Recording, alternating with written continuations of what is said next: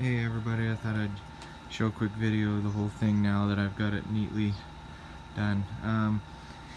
As you can see, basically I got these two chemical barrels, one for muriatic acid, one for chlorine, and then two Stenner pumps that I mounted on my wall here. So they inject directly into my outline through these two injectors here. These injectors have check valves in them to keep backflow from happening. As you can see with my plumbing, I didn't really have any areas I could cut and add a T. Everything's kind of tight, and it's coupler to coupler, bend to bend.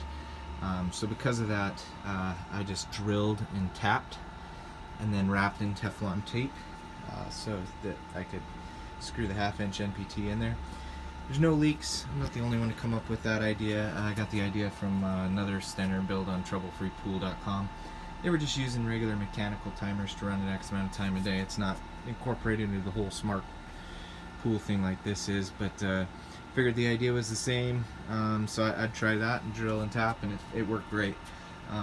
Like I say, if you have room, you could cut and put a T and a reducer and then put it in there, but that worked great. I just did it at a thicker part where there was a coupler, so that I had more meat of pipe to get threaded and have it get a good seal and grab onto.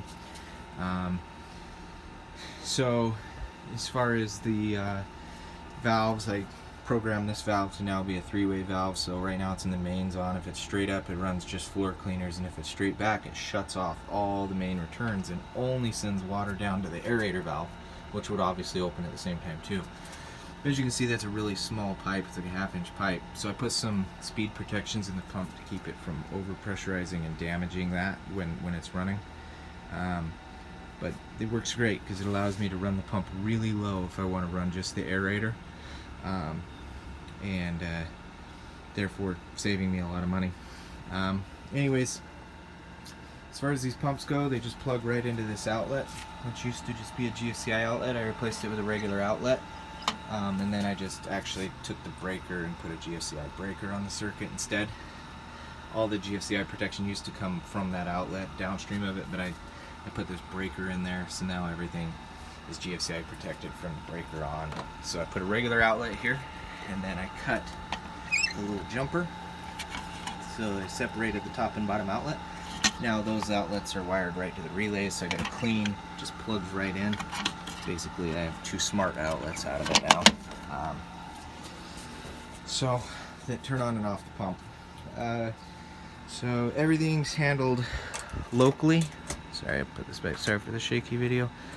As far as the chemical pumps go, I figured I couldn't afford to have any sort of reliance on cloud and smart things or anything to shut it on and off, because if that pump comes on, I need it to shut itself off locally, so I don't, if some sort of error happened, I can't have it running and just continually dumping that in.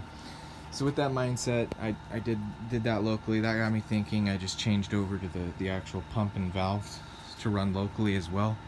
And then, I can obviously override it and everything from smart things or select a speed. But as far as the main schedule goes, I changed that over to locally as well. Figured while I was in there, might as well. As far as the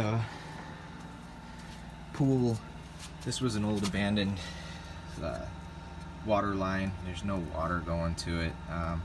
You see I had the backflow preventer, and then that went into this was the pipe where the pool autofill went into. So I used to have the hose going in the pool, but I put this on there, and it's got a backflow valve right on the hose here, so if there's any backflow, it sprays out. So it's essentially doing the same thing that was with it. And then I moved my little valve controller out here, so I didn't have hoses going everywhere. So this seemed like a good central point to put it instead of up against the house where it was.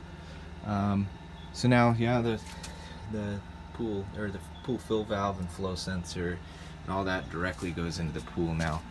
I took my little temp level sensor out to charge it while I was messing with this stuff for the day, because I hadn't charged it in like 4 months. It was still running strong. I don't know when it would have died, but I figured whatever, I'll just take it out and charge it today while I'm showing a video of this stuff. So I took where the old float assembly thing was in there, and I just put one of those so that I could hook tubing onto it, little quick disconnect, and then the tubing goes into the old balance line, but it doesn't clog the whole thing, so the water level can raise and lower in here, but then it just injects the water directly into the pool. You can't really see the line right there. There's just about this much plastic tubing sticking out the hole, so it just goes right into the pool. Yeah, I think that's about it as far as changes. You can see the pool looks great, crystal clear. I'm excited for how this injection thing's gonna go.